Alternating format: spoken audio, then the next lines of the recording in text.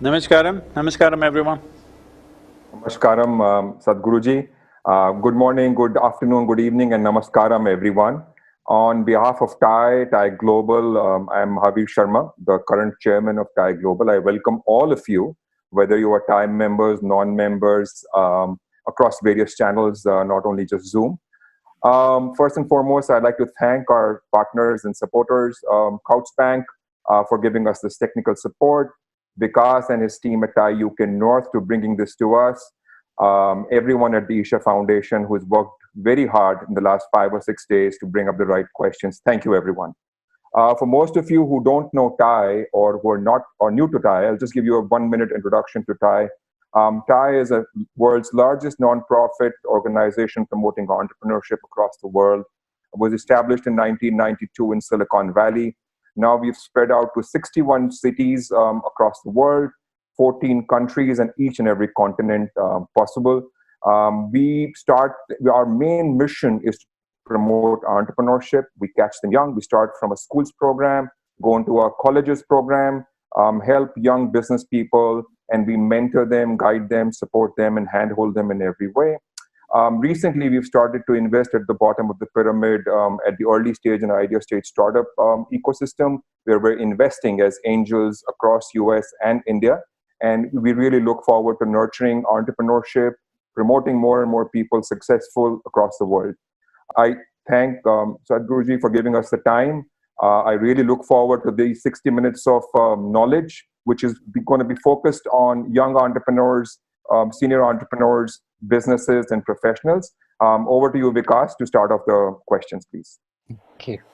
Namaskaram, everyone. Welcome. My name's Vikas Shah. I'm the president of TiE UK North. And today we're joined by thousands of entrepreneurs and leaders from all over the world, brought together by our mutual interest for our remarkable guest today, Sadhguru.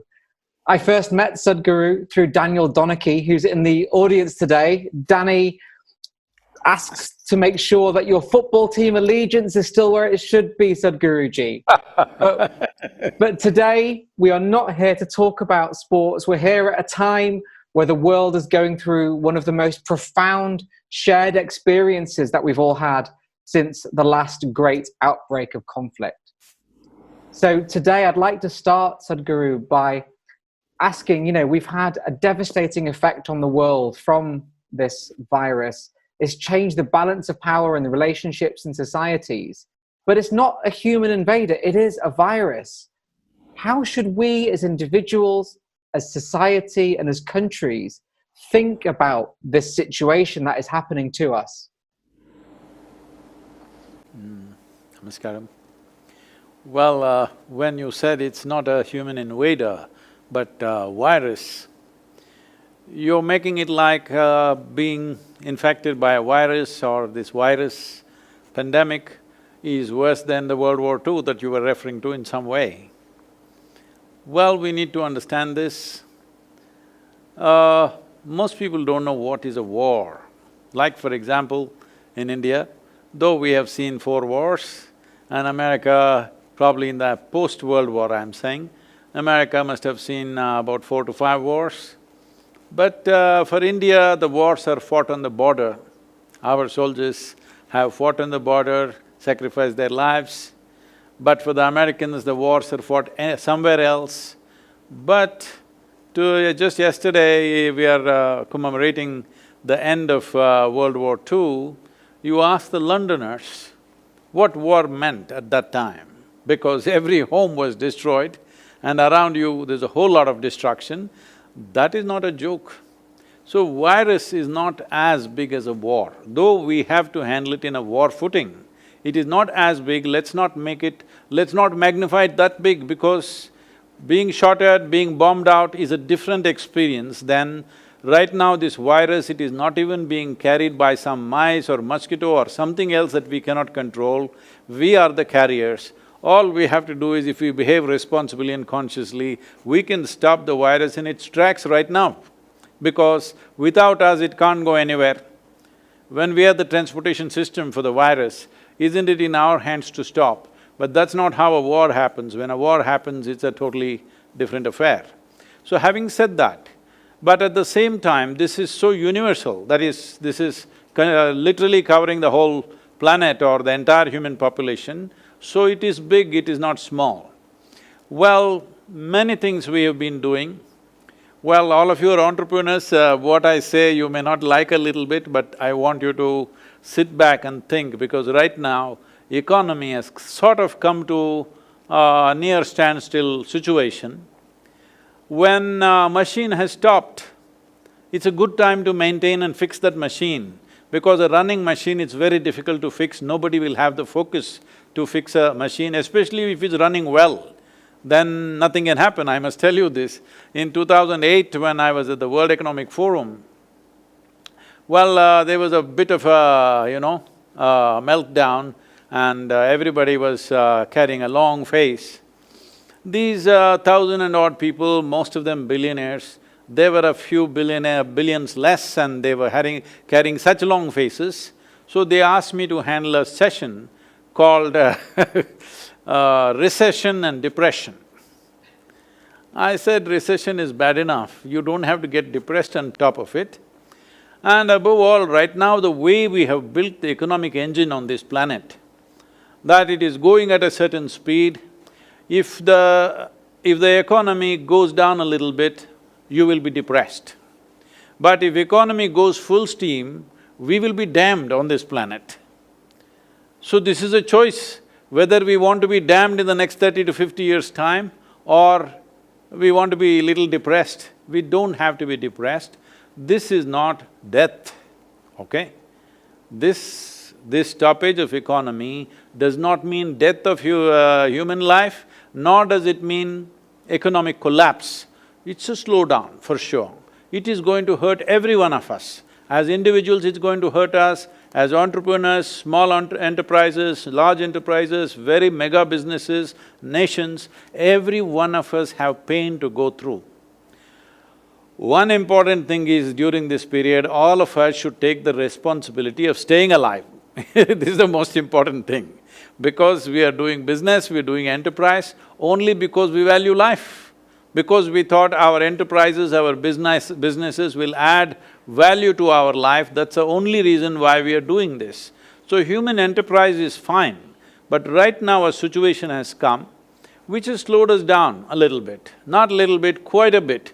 Certain industries may have to just close down because they won't be able to recover from this kind of a dip. And human behavior, if the virus stays on, effectively killing people for 12 months, human behavior will change quite significantly and many businesses may become redundant.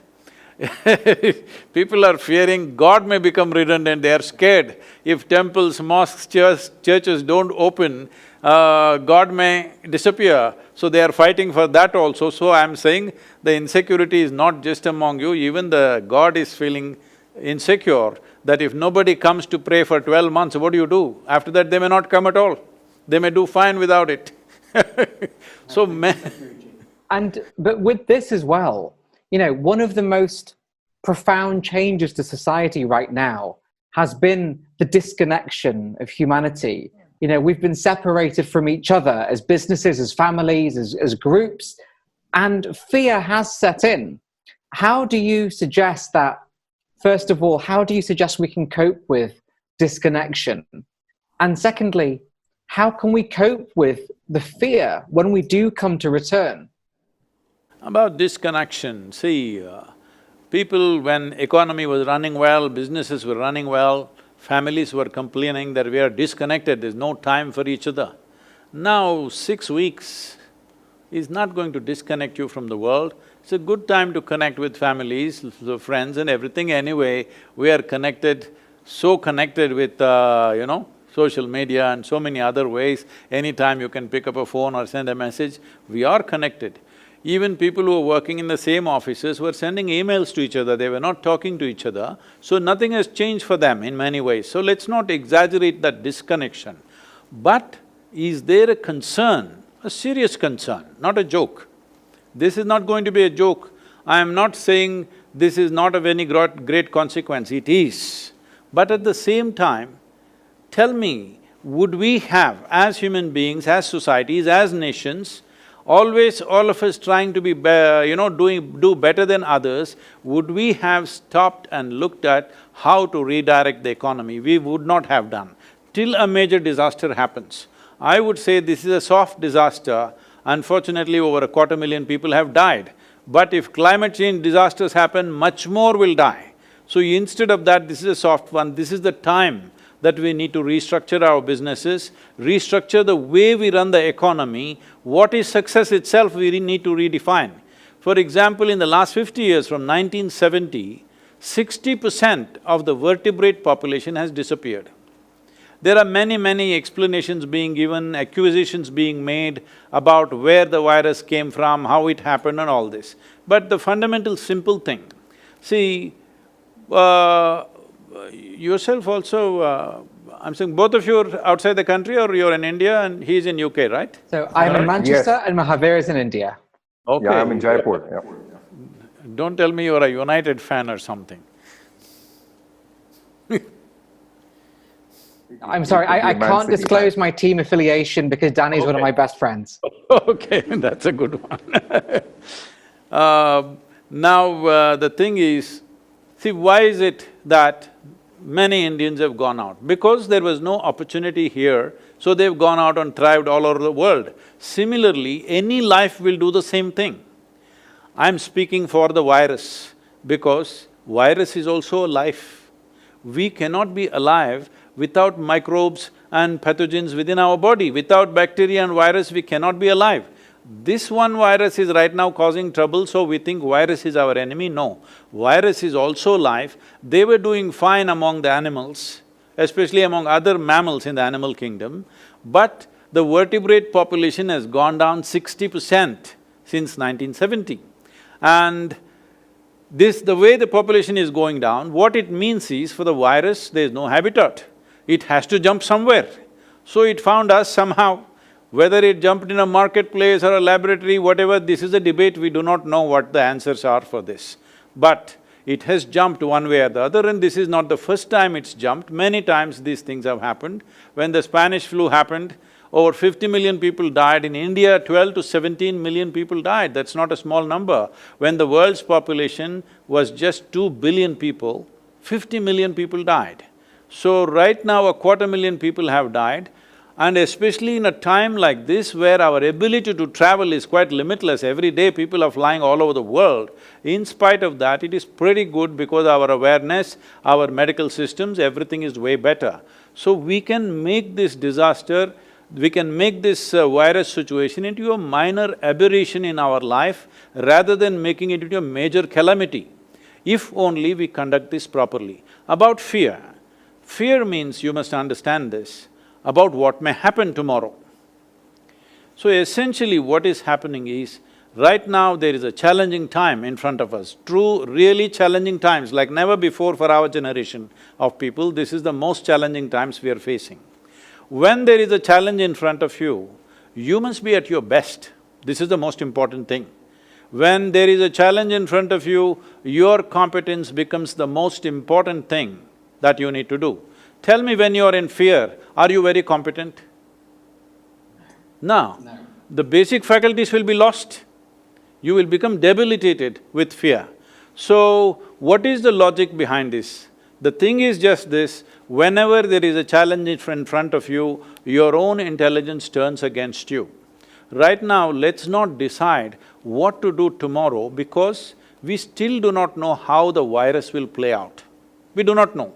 Everybody is making their own guesses, but nobody… I'm listening to all the scientific stuff that's going on in the world, what doctors are saying, politicians are saying, economists are saying, but the clear picture is this, we really do not know how things will be in another 2 months' time. Nobody knows for sure how it's going to play out. People are saying it's already mutated into 10 different forms, whether it'll respond to the vaccine, how many 10 vaccines for 7.6 billion people, when will you give that vaccine? These are not practical things, anything that's being spoken. So we have to wait. When we wait, the best thing to do is right now to upgrade ourselves. Upgrading ourselves means our physiological capabilities, physically we must become fitter. In the next 1 month, all of you TiE people set this up, the next 1 month, you must be at least 10% fitter than what you are right now physically. Mentally, you must be 10% sharper, I can give you tools for this. And emotionally, you must be at least 10% more balanced. Energetically, you must be at least 10% more effervescent. All these things will be most vital when you have to step out and face that new situation that we have still not figured. Let us not assume this will happen, that will happen, because we don't know what will happen. How many of us will be wiped out? How many of us will be here? How many businesses will be gone? What will be relevant, what will be not relevant? We have no clear picture, only guesswork is going on. So using our imagination, we are causing fear. Instead of that, this time around, let's invest it upon ourselves to make ourselves into more competent, more balanced and better human beings. That's the only way you can face an unknown situation. Thank you, Guruji. Now, in a moment, I'll pass to Mahavir with some questions from our TiE chapters around the world. But just before we do that, do you think that a crisis like this will change the relationship that we have to our material possessions, our relationship with wealth even? Because these are also very important questions for business leaders. Will this change the nature of what we think is important when it has been money and wealth in the large part for such a long time in society? See, most human beings are existing like they're immortal. People think, most people think other people die, you know. No, you and me will die. It's just that we don't want to have an untimely death, that's all. But you and me will die, we are all dying sort. So now virus has brought the mortal nature of our existence right up in our faces, which is a very good thing. If we don't die, it's a good thing. But we realize we are mortal, but we did not die is a very good thing to happen to a human being, because mortality means just this, that you understand that you are on a limited lease of time. If you understand that you are on a limited lease of time, you will definitely organize your life in a more meaningful way than the madness with which people are going on right now. Definitely it needs to happen, I hope it happens, but after nearly 5 weeks of lockdown, in India they opened the liquor shops, whoa! Everybody forgot everything and they piled up like animals on top of each other, they had to close it down now. Now they're doing home delivery of liquor for the first time. Get drunk and be home, don't come out and do a mess. So nothing changed for these people at least. But if definitely the virus situation and this fear and this social distancing lasts for more than 9 to 12 months, definitely the way we relate to what we possess will definitely change, and that is a welcome change. Thank you, Guruji. And now I'd like to pass to Mahavir Sharma in Jaipur with some questions from our TiE Global chapters. Thank you, Vikas, and thank you, Sadhguruji. So the first question is from 2 chapters across different parts of the world, Singapore and Silicon Valley. I'm changing the topic from coronavirus and the current crisis to general entrepreneurship and business, and I think we need to move on, as you rightly said in your replies. So, as I told you, we have startups, young startups who are struggling, cash flow issues, who are, becoming tougher and tougher. Established business people also struggling and not knowing what the future is. So my question is that all of us have to become stronger, as you said, mentally and emotionally, and also spiritually, in my opinion. The inner engineering that we all need to work or rework as entrepreneurs, as startups, as professionals. What should one do to restructure oneself from within? See, it's going to be a challenging terrain, no question. Whatever the nature of your business, certain businesses will do very well post-virus for their own reasons, but even those businesses will have to be agile and handle the new terrain that will come in front of them.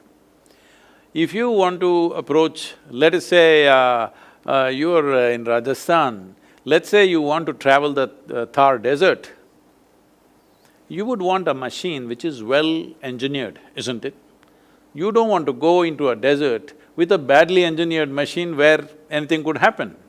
So now we are approaching a place where the terrain is not going to be as you expect. Unexpected terrain that we may hit lots of bumps, lots of pits, all kinds of things.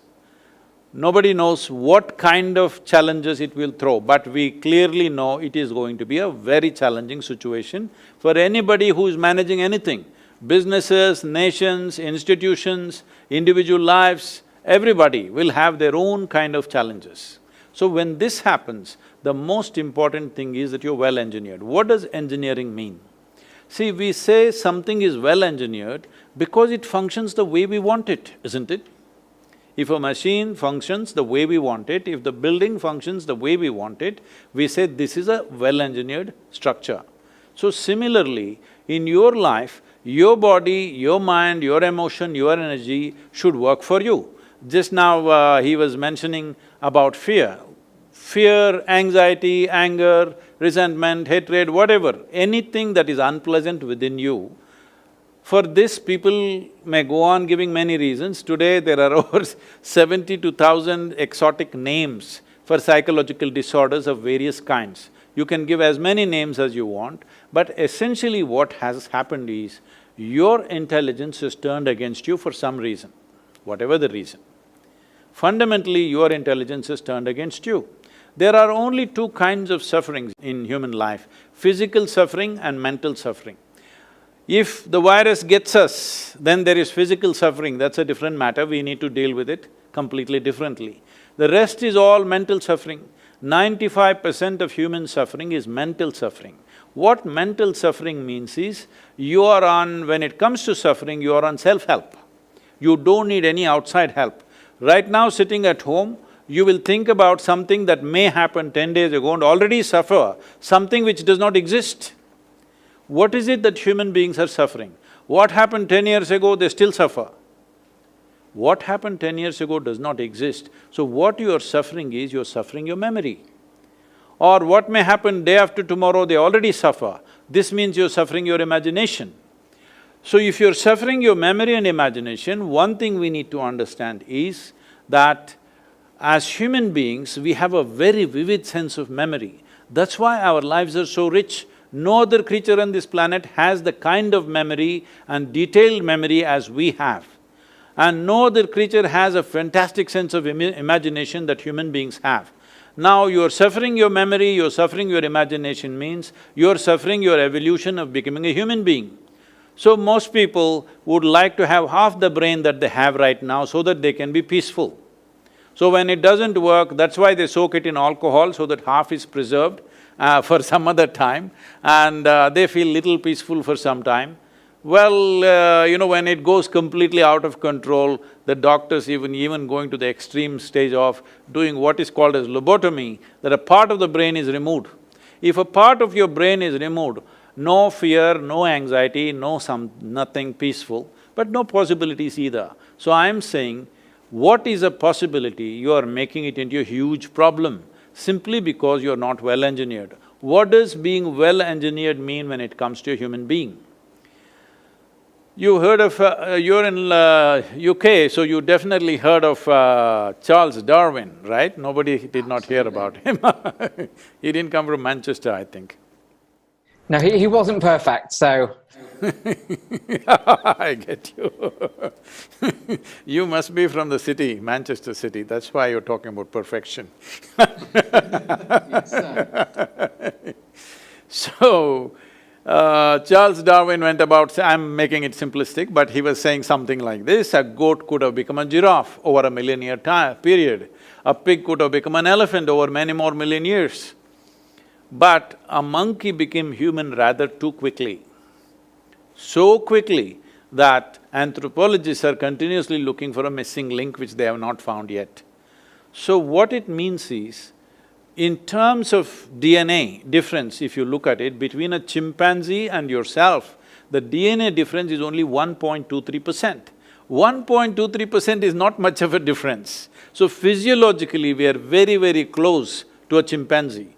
But in terms of our intelligence and our competence and our awareness, we are worlds apart from a chimpanzee. So right now, human problem is just this: they have an intelligence for which they don't have a stable enough base, so they are suffering their own intelligence. You can call it tension, fear, anxiety, madness, misery, whatever you want to call it. Essentially, human beings are suffering their own intelligence. Intelligence is a solution. Intelligence is not a problem. Unfortunately, most people are experiencing this as a problem. This is why inner engineering becomes very, very significant. If you're an entrepreneur, you must understand you're into a venture. You're in a venture means it is just one step short of an adventure, okay? You're seeking challenges.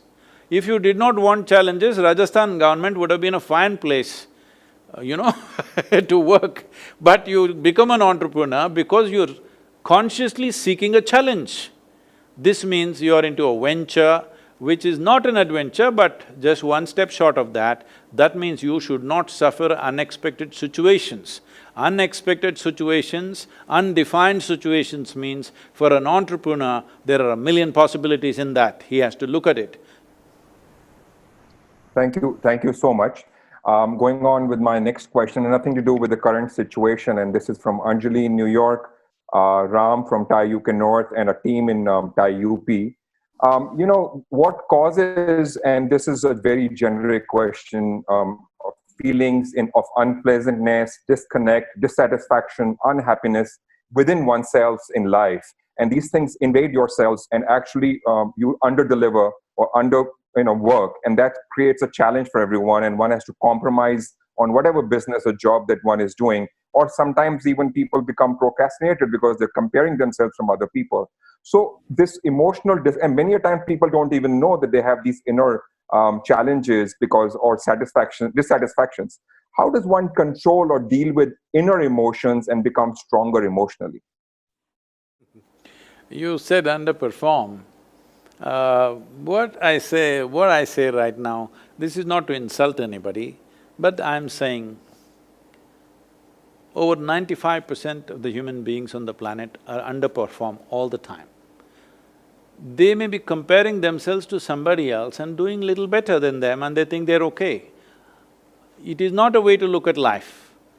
The important thing is, am I at my fullest possibility? Whether I am better than somebody or worse than somebody, this is not the issue. Unfortunately, that's become the issue, but that's not how it should be. Whether I am able to find full expression to all that I have in me. If you go by that context, over 95% of the population is seriously underperforming. If anybody comes to me here, those people who came here thinking, spirituality means they can close their eyes and do, whatever that kind of stuff, I'm all making them do 5 people's work. Each one must do 5 people's work, otherwise I'm not satisfied. And 7 days of the week, 365 days, we are on and on. Why I'm saying this is because this is most important in a human perspective, that everything that you have should find expression. If it doesn't find expression, it'll become knots within you which will bother you, you won't even know why. Simply for no reason, simply you feel, unfulfilled, kind of like there is a bad weather within you, no matter what is happening. So you can call it by many names, as I already said, there are many ways of looking at it. One simple way of looking at it is, see, human experience has a chemical basis to it.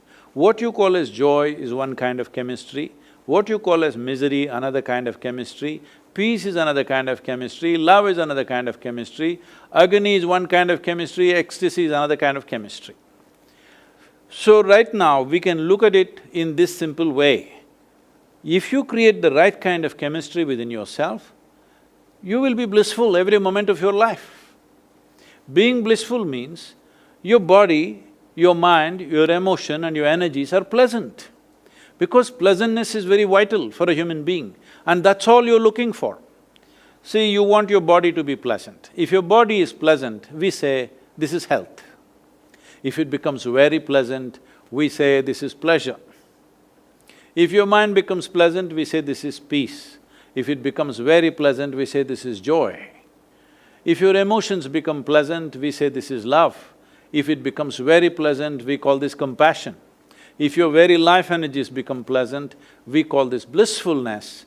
If it becomes very pleasant, we call it ecstasy. If your surroundings become pleasant, we call this success. Well, all of you are entrepreneurs, that has been your focus, to make your surroundings pleasant for yourself. But when you want to make your surroundings pleasant, there are many ingredients in the surroundings. You will have to have some mastery over many people, many situations, various aspects in the world. Then only surroundings will become pleasant. For this, it is a question of competence. But to make your body pleasant, to emotions pleasant, mind pleasant and energies pleasant, it's 100% your business. To make your body, mind, emotion and energy pleasant, it is absolutely your business. Surroundings are a different matter. That is a question of competence. Not everybody is equally competent when it comes to the outside. But if you're willing, everybody is equally competent when it comes to the inside. It is just that nothing has been invested in the direction. In the sense, your entire schooling system that is there in the world today, tell me, is there any even a moment's focus as to how you should be? It's all about how is the bacteria, how is the cockroach, how is the frog. We even opened up these things and looked inside how they are working, but there is not a moment of turning inward and looking at what makes a human being, what makes a human being tick, what makes him go down, what makes him go up. Is there any science like that in the school? So entire schooling system has been like this. From there, everything has built up, our businesses, our institutions, our nations and societies have built up on the same format on which our education systems have been built. So based on this, we have not invested anything, so there are no results. Well, the question is coming from New York. Unfortunately, New York State is going through a really bad bout of this thing, it's terrible out there. But let's say United States, if you take United States as an example, 150 years ago, 93% of the US population was illiterate. Today it's 100% literate, I believe. How does this happen? Somebody invested in the infrastructure of schoolrooms, teachers, human infrastructure, physical infrastructure. Because of the infrastructure, today everybody is literate. I am asking, where is the infrastructure for inner well-being? That's what we are trying to build around the world, to build infrastructure for inner well-being of the human being. That is one basic focus of inner engineering. Fortunately today, we can do it virtually. See, you're in different places, we are talking to you. Fortunately, for the first time in the history of humanity, we can sit in one place and talk to the whole world. Why I am saying this is, if you look back on the history of this world, many great beings have come who had solutions for the world.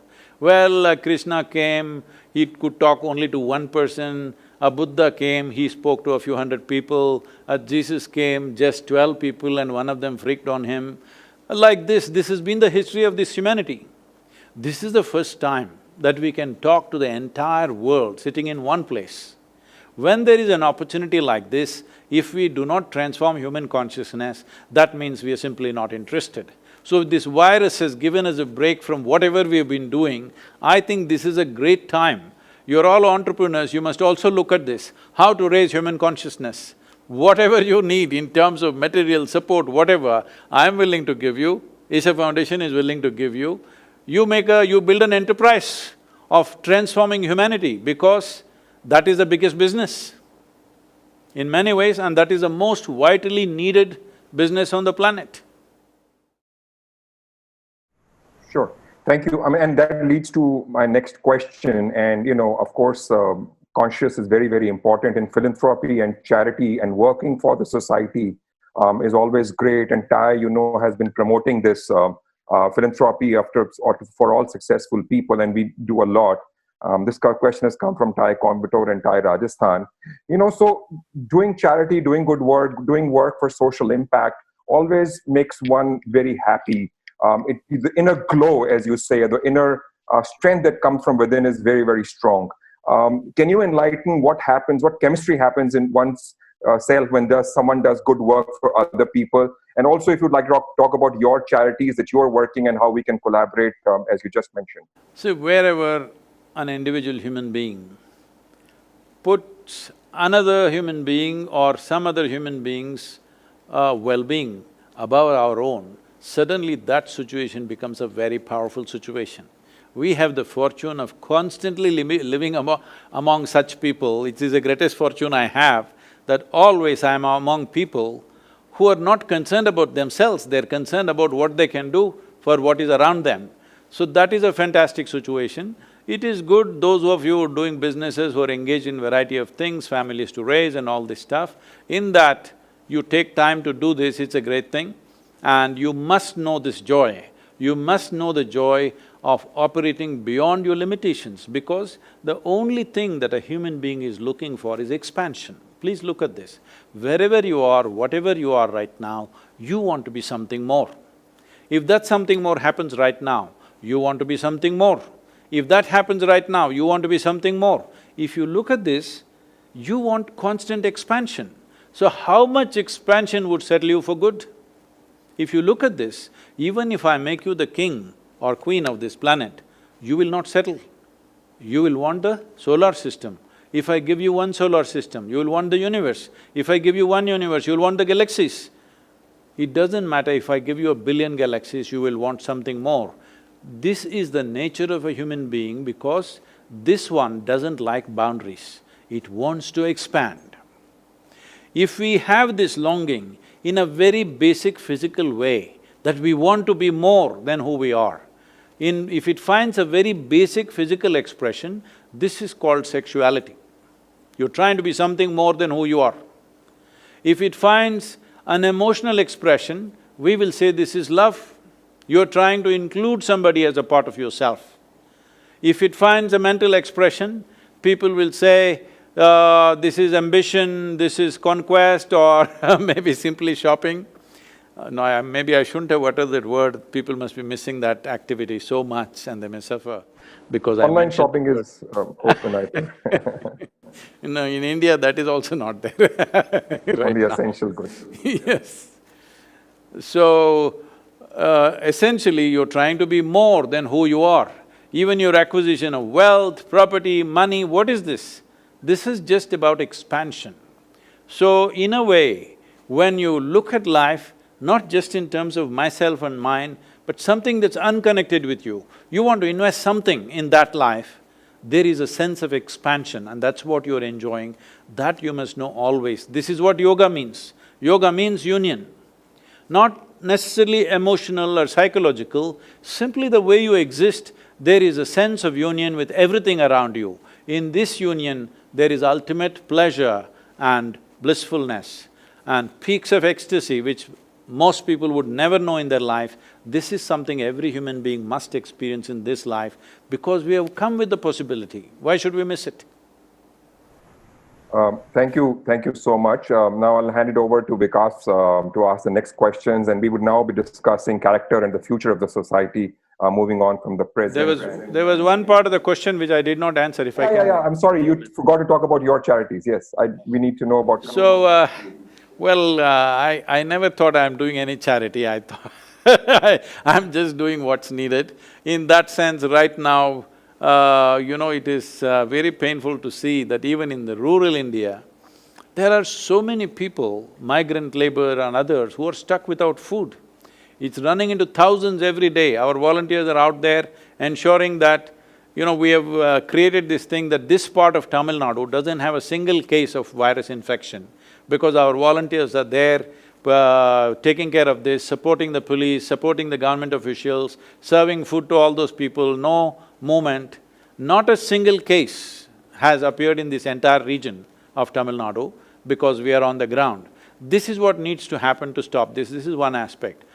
Well, there are issues in this country. What we are focusing on is education, nourishment, health together, and ecology. These are the three main issues in the country and in the world also in many ways. So in terms of ecology, we are largely focusing on changing the policy. Right now, we're in the process of unrolling a movement called Conscious Planet. It's been pushed by 6 months because of this virus, but we will be rolling it out later on. We want all of you to be a part of this. The idea behind this is just this. Right now, if we don't make the corrections, if we do not make the correction, even now the number of people dying in the cities is way higher. Even during Spanish flu, this was true. Wherever the particulate matter was beyond 2.5 micrometers or whatever, there Always the deaths were higher even during the Spanish flu, and the same is happening now. So the number of people who die just because of pollution causes is very, very high, and those people are also susceptible to these kind of things. Having said that, to bring down the pollution, people are thinking electric cars, this, that, yes, all that needs to happen. But the most important thing that needs to happen is a mass transport system which is super efficient. Then naturally people will go by that. There are many plans for which policy changes we have put forth to the government. They have become the official policy recommendations for all the states in India. Now we are trying to do this for the whole world. What we are looking at is just this: ecological issues should become election issues in every country. For this to happen, we have a list of 3 top political parties in every nation, all the 187 nations which have democracies. We have top 3 political parties and we are approaching them. And at the same time, see, the political parties will not do anything unless people really want it. So we are seeing how to touch 3 to 3.5 billion people to vote for, for simple things. We are making… Right now, whatever ecological information that's out there is all like PhD stuff. Nobody understands what it is. The common man on the street has no clue what it is all about. We are making this into 5 things that must happen in your country. We are making the world into segments in terms of latitudes or geographical segments of equatorial region, tropical, subtropical, temperate, like this. And in this region, if your country is there, what should happen? What are the 5 things that must happen? 2 or 3 things that should never happen in your country. We want to make sure at least 3 to 3.5 billion people, because 5.26 billion people have franchise in this world. That means they have the power to elect a government. If 3 billion people understand these 5 things and they vote, they will say, yes, we will vote for this. This means it will become an election issue. So we are seeing how to get to the 3 billion number. We have various plans, we will come to you sometime. Please, all of you should stand with us, because this is a must happen. Because right now, about 25% of the world's land is untouched and pristine. It is estimated by 2050, only 10% will be left, and populations will touch nearly 10 billion. Well, that is a calamity by itself. Absolute calamity, you don't need any virus. If we become 10 billion people and forests have reduced, no enough forest cover and green cover in the world, this will be a disaster. But right now we have a phenomenal chance to change a few things. See, of the 51 million square kilometers of land which is being used for agriculture in this world, 40 million square kilometers of land is used only to raise animals and their food because of meat consumption. If meat consumption is brought down by 50%, people don't have to give it up. If they bring it down by 50%, 20 million square kilometers of land will become available. 20 million square kilometers means you can plant 1.2 trillion trees. 1.2 trillion trees means everything, all the carbon that you have thrown out into the atmosphere, in 15 to 20 years' time, it will fully absorb. That's what it means.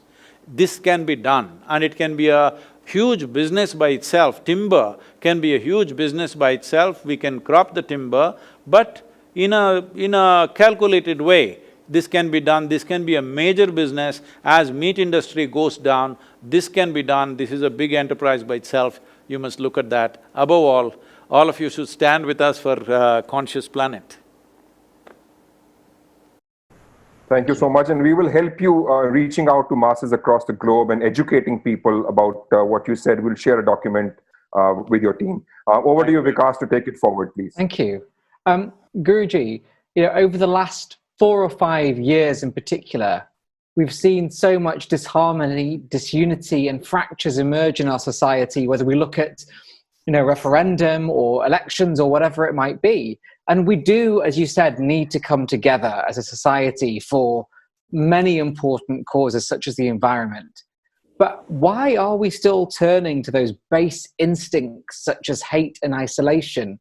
And how can we build a society which is more unified regardless of religion or opinion or background, because that is so important for us? See, that's what it looks like on the surface, but essentially this is happening because economics has become the most significant aspect of human life right now. Once economics becomes the most significant aspect, what have you got, what do I have? This is the whole calculation all the time. So, when it's all based on this, naturally people will polarize themselves because they know there is strength in unity and brotherhood of their own. So, it may look like religion on the surface, it may look like so many other things, but if you look at it, the underlying force is economic concerns. Now, your Brexit you're talking about is an economic concern, it's not a racial thing or even a national thing, it is more an economic concern. So, economy or economic well-being has become the only concern. There are no other concerns in human life. Right now, even in London, I see people don't even discuss weather anymore. They only talk about the stock prices and what is happening, what is happening here. Even if you sit around, I'm saying, I was somewhere where about four, senior ladies were sitting, and I sat with them for a small tea or something. Even they're talking about stock prices. I said, don't you discuss weather or local gossip anymore? No, all that is gone. The only gossip is economic gossip. When this happens to any society, naturally we will, we will make groups of our own because that gives us power. If we are left alone by ourselves, we may be smothered by the economic forces. So, we need to change this in many ways. If I say this, it looks like I'm rubbing, insult to injury. Right now, the economy has slowed down. This is a time for all of us to rethink many things about our lives, how we are living. Is this the way we as human beings should exist on this planet? Is it really… the way we are existing is quite unbecoming of being human. We are as violent or worse than any other animal creature. An animal functions out of its instinct.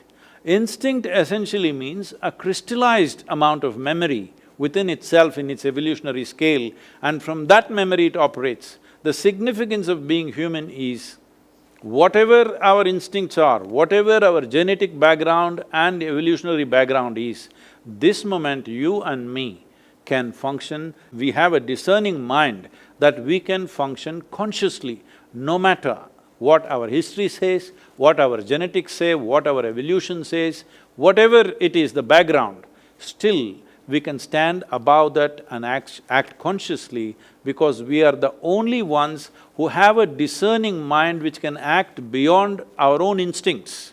If we do not exercise this, we are not really full-fledged human beings, that's what it means. Wow, and in a moment I'll hand over to Mahavir as well to give an official vote of thanks for today. But one final question, if I may, Guruji, which is, right now we're all introspecting, we're all, on our own or, in small groups, and it's causing us to almost focus on some of the negatives that we are seeing in society.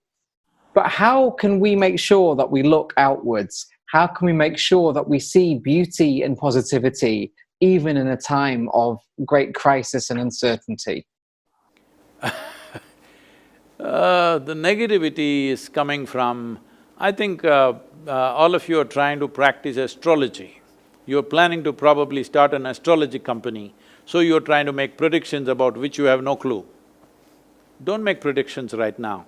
Just carefully watch what's happening in the world, every little bit that's happening, because you're an entrepreneur, there could be 1,000 opportunities in many things that are happening.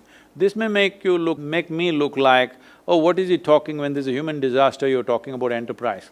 Well, enterprise matters because the success of a nation no more depends on its military might or even on its political circus that it does. Essentially, it depends on the success of its businesses. So it is very important that business people don't become astrologers and start making predictions and gloom and doom stuff. No, you just wait, it's okay. When we step out onto the street, let's see what to do. We must watch carefully. But the most important, as I already said, is This is a time that you will never get again probably in your life. Till now, since you started your enterprise, I'm sure nobody gave you an 8-week break, isn't it? Simply impossible even to think. Yes. Even I'm I'm here at the yoga center continuously for 2 months, which I have not done in 40 years. So I'm thoroughly enjoying my stay here and doing the best we can do. We have to completely reinvent ourselves to function in the new world because our programs are always 10,000, 15,000, 25,000 people. That's not going to happen in the next 12 to 24 months probably. Wow. No, thank you Yes. so much. And So, if I may, Guruji, I'll at that point I'll hand back to our global chair, Mahavir Sharma. But thank you so much for joining us today.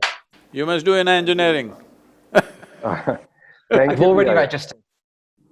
Thank you, Vikas. Guruji, there is all of us in our lives, 40, 50 years, have done something or the other wrong or taken steps that have turned out to be wrong. There's always a sense of guilt at times of what we had done in the past. Someone from TiE, Florida is just asking the fact that he moved to the US 2 decades ago. Suddenly he feels that he was selfish and he moved out of India. He cannot prove his loyalty, love for India. And most NRIs or non-resident Indians or non-resident countries, people always feel that towards their country and they get, they can't prove themselves or they can't prove it to the world that their love for both the countries is equal and is parity. How does one get rid of this guilt, specifically this or generally this? See, right now right now, one thing that we have in India plenty is human beings, all right? We are nearly 1.35 billion people. For these 1.35 billion people, we don't have the economy, the size of economy that would properly serve these human beings. Right now we are striving to build that. Economy we will build, we are confident about that. But we don't have enough land for 1.4 billion people to live well. We don't have enough water for 1.4 billion to live well. We don't even have a piece of sky for 1.4 billion people to live well. So, our thing is to produce very competent, focused, inspired and balanced human beings and export them to the rest of the world. If 500 million people if we export, the whole world is ours, what is the problem? Geographical boundaries should not be so restrictive, all right? Nation is just an idea. Nation is just an idea in our mind. We have love for things that we have gone through in our childhood and where we have seen and grown up. That is perfectly fine and that's wonderful because a human being is as complex and as capable and as sophisticated simply because, as I said, vivid sense of memory we have. We must celebrate that memory, we must remember that memory. Well, those people who are feeling that way, many of them have come from small villages and now they're doing very well in United States or wherever else. Well, they can take up one village and take care of it. You tell me if you want to take care of any village in southern India, we will take care of it for you if you contribute. We will see all the children in that place are educated and many more people like you are produced and I am not talking about brain drain, this drain. We have enough brains and enough bodies, we can send them around the world. This is another way of conquering the world out of our love and inclusion, not by conquest. So, they don't have to feel guilty, they just have to do well. And if they have the needed resource, they can take up something in India which will make a difference. Don't take up something else, some fanciful romantic stuff. The only thing that you need to take up is children, education and ecology, this is it. Because we have people and people, if we produce very focused, inspired and competent population, we will be a great miracle. If we fail to do that, this 1.4 billion people will be a great disaster. So we intend to make this into a great miracle because that can only happen by investing in people. But now we are little concerned with this virus because last 20 years, we have pulled out 240 million people out of the poverty, below poverty line. But now, if this lasts for 12 months or more, that 200 million plus people may go straight back below the poverty line once again. That is our concern. So, the most important thing that needs to happen is nourishment, Education and ecological concerns are there. If these three things you can contribute and attend to, please do that for India. But you don't have to feel guilty about your well-being. No, not at all. Thank you. One last question. I think I can squeeze in 4 or 5 minutes to go and pull you into the debate of life versus livelihood.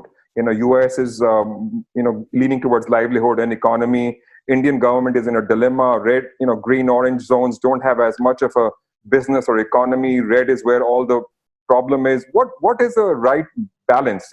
What is the future immediately for us as entrepreneurs or the government? And is there a balance somewhere?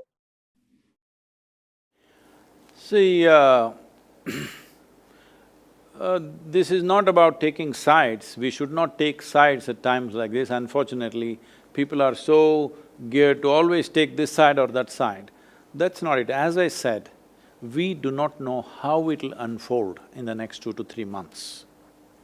When the Spanish flu happened, in the first wave, immediately after World War I, when the first wave happened, started in the month of January, it killed about 6 million or 7 million people. People thought it's over.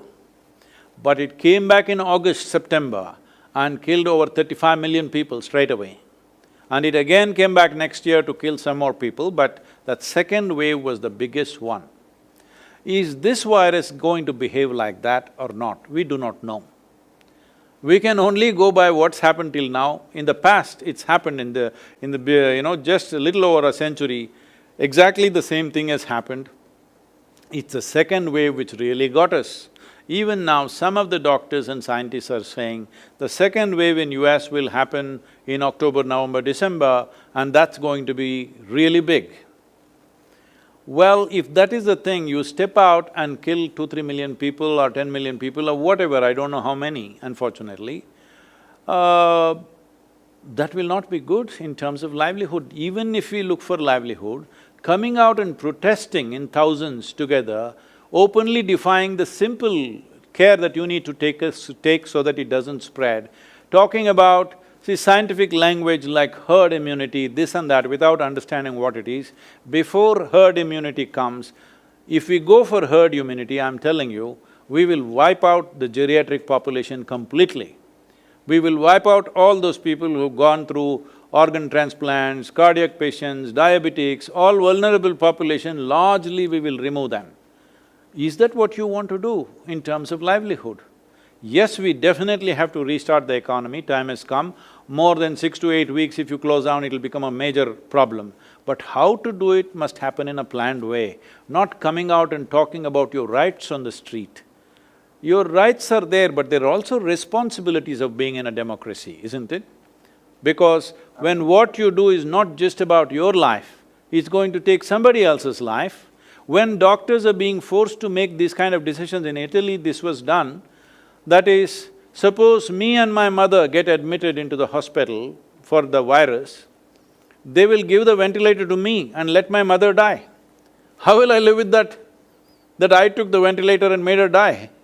Or if me and my daughter get admitted for the same problem, they'll give it to my daughter, I will die. When people are being forced to make these kind of decisions, you're talking about your rights, you want a haircut. Come on. Just 50 years ago, you didn't want to have a haircut, all right? Now you're saying you can't live without a haircut, barber shops you want, that is the most important thing, alcohol you want. Please, this is a time where little more responsible and conscious action should come forth from human beings. Should economy restart? 100%, there's no question about that. But how? It must happen in a systematic, disciplined way, not in a wild way. Well, thank you so much for such great, insightful answers to our questions raised from across the world. On behalf of TiE, all its members and the entire fraternity, I would like to thank you and Isha Foundation for bringing this up to us. We will collaborate and work with you closely in social impact and environmental issues soon. And thank you, Couchspank, once again. Thank you, Vikas. Thank you, Peter, for doing a fantabulous job. Thank you, everyone. Namaskar. Thank you very much, all of you. Thank you.